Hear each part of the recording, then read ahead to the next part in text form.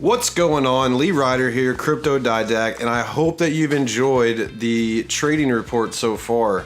Now, I wanted to give you a video to go along with that report because I've gotten some feedback that maybe some areas were not super clear or maybe need a little bit more understanding, so I wanted to give that to y'all.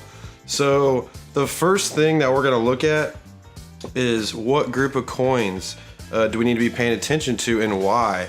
So we do this by going to CoinMarketCap, and for those of you that are new to CoinMarketCap, this is a fantastic tool and one that's going to be used every time you're going to do some sort of analysis, because this is kind of like the central hub where all of the data can be looked at for all the available coins.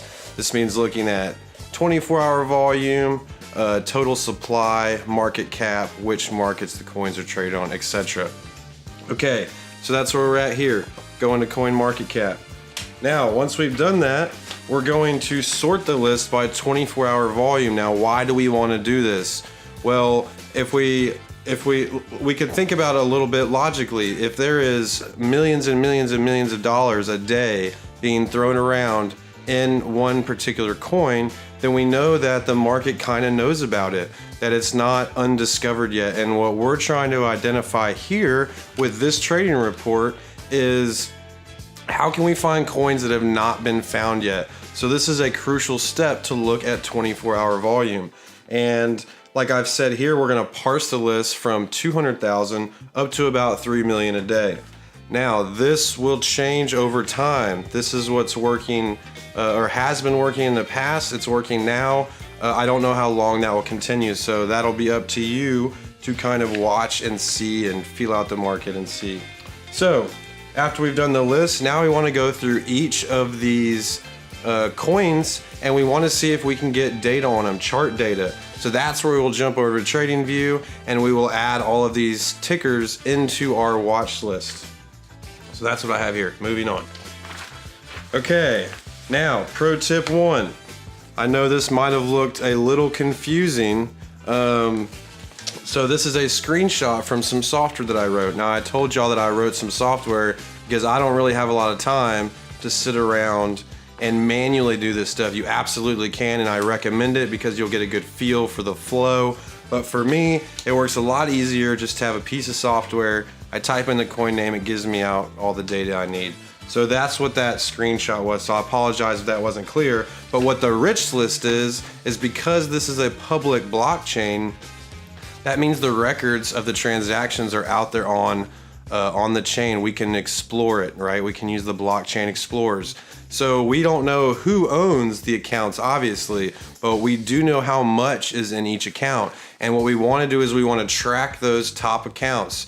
Depending if you're doing this manually, you can track, the top 100 accounts, the top 10 accounts. I track the top 1,000 accounts, and then you can track that over time and watch for changes in account balances, and that's going to be a good indication.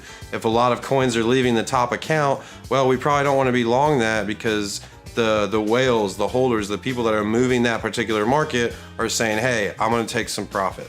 So just keep that in mind. Moving on.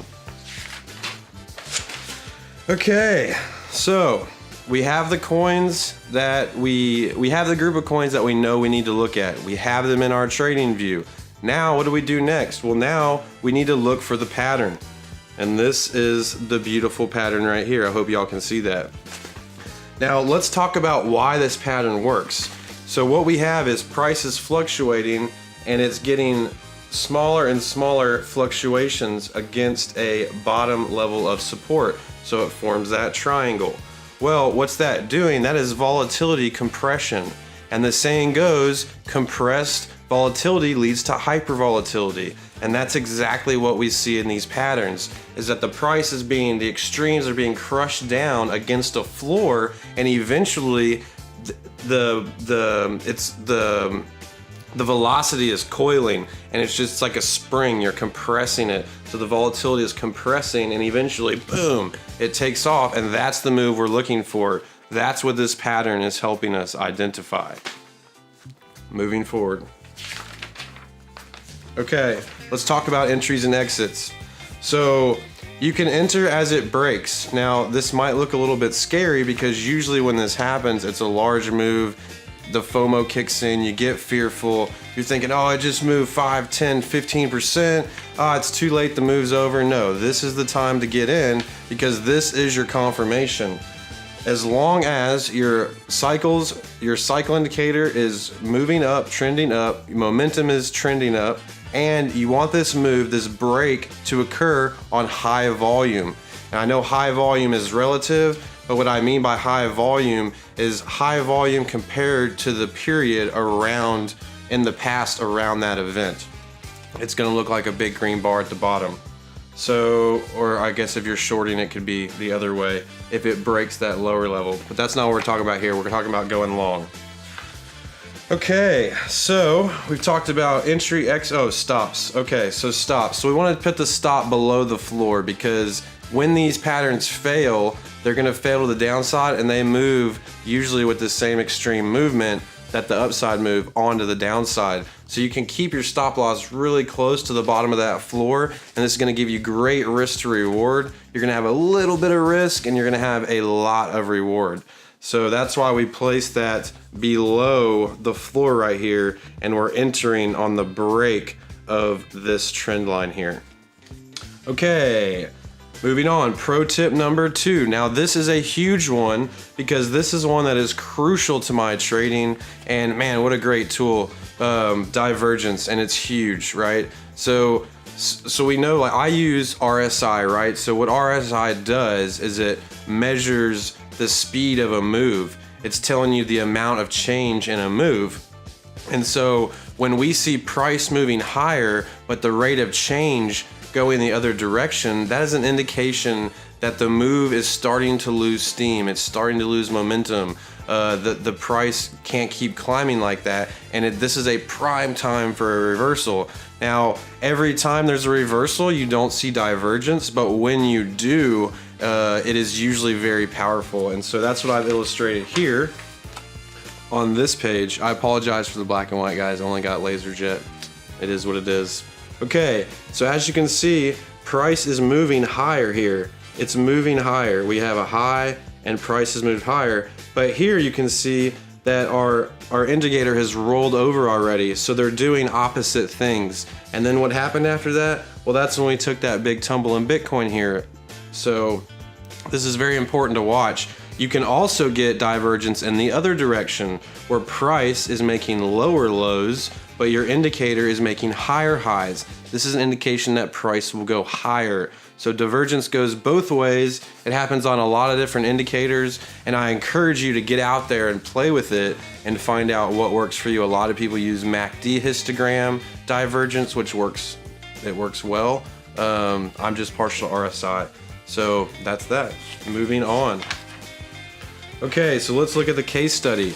So the first case, now I have 2 reports out right now. There's a 2.0 version that has an extra case study on Tron, which triggered this past month, late in the month, so it was not included with this Verge report. But as we can see here, on December 3rd, if we were following our protocol and we were in CoinMarketCap, we were doing the searches for 24-hour volume, we would have found Verge at number 83 on the list. We can see here that the total volume was 2.6 million. This is slightly less than our cap. This is why I'm saying this is growing, because Verge, at the time, maybe 6 months ago, you would have needed a lot higher price or a lot more 24-hour volume to get the kind of move that we got out of this. So I think that's just a function of market adoption and people coming into the space. So, okay, so we found it. We found this is a good one. We pulled up our charts next, and we can see that we have this nice, beautiful descending triangle forming against this floor. And as you'll see, the volume profile will tell you everything you need to know about where the floor is at, where the ceilings are at. It's really a powerful tool. We're going to cover volume profiling more in our masterclass series that will be coming out shortly. I also have separate training specifically for the volume profiling. So if that's something y'all are interested in, just let me know, and I can try to help you out. But so I don't have the volume profile on this picture, but the volume profile, there was a channel right below here that's how I knew where the floor was at. So I see, okay, this is great. This is one I want to start watching now, because when I break to the upside here, I want to be in that trade.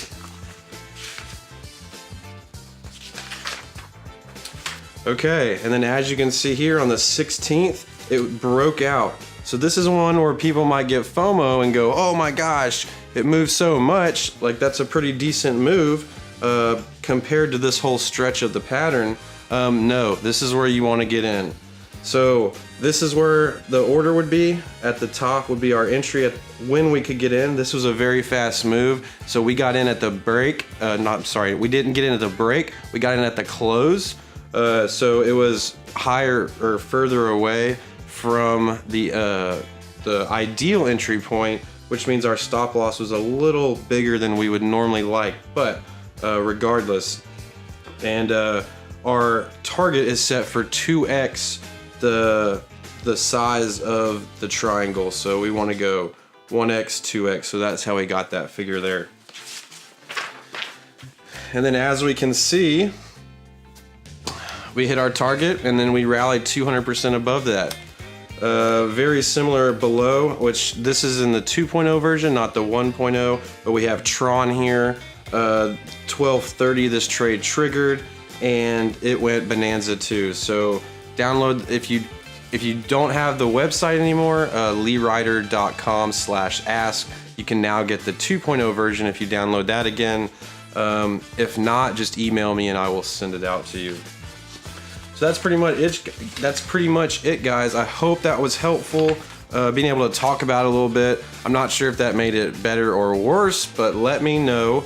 And thank you for viewing and watching the video. I hope it was good. We'll see you later.